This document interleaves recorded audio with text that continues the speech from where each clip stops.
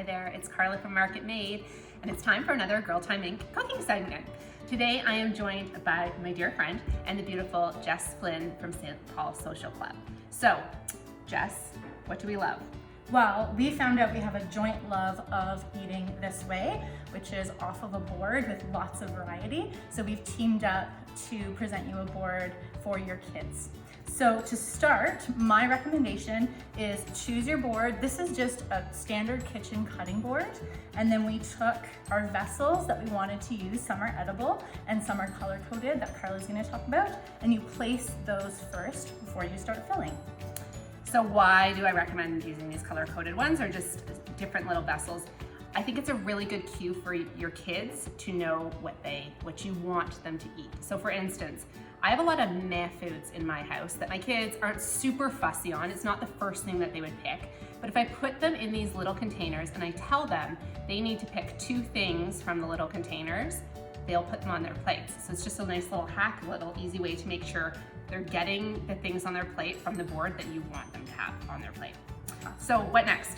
So when it comes to kids' boards, you want lots of color and variety, but then when you're doing any sort of board, you want some things on hand to use as filler so that your board looks full. So for today, we use these sliced apples as well as blueberries. On an adult board, I'll often use cashews or dried fruits to kind of fill in any naked spots on the board.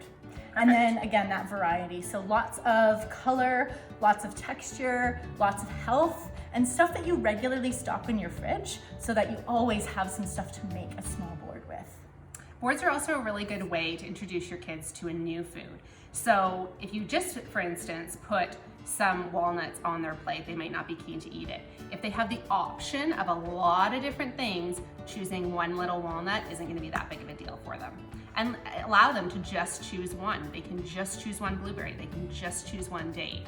By having a big variety of items, they're going to put a variety on their plate. And you've also done some really fun things with texture and how you're serving a vegetable. Yeah. Like using the spiralizer. So if I put zucchini slices, for instance, on my kid's plate, they're probably not going to eat it. But I've spiralized them just in these cute little squiggles here. And that might be more fun as a little snake or just a little interactive way to have something different on their plate.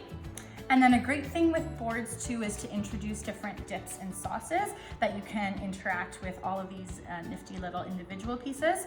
And so Karla has made this amazing peanut sauce. So this is just half a cup of peanut butter, just a smooth peanut butter, half a cup of whatever kind of yogurt you want. I used a coconut yogurt to keep it vegan, a teaspoon of chia seeds just to thicken it up a little bit, and a little splash of vanilla. And I just pureed that. And this is a really good dip for apples. It's a good dip for these little naan breads.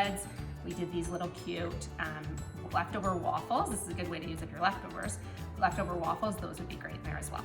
Awesome.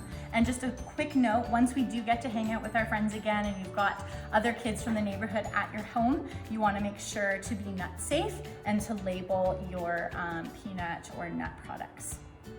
So that's it. This would be, my kids would go nuts over this. I'm they would gonna go love nuts this. over this.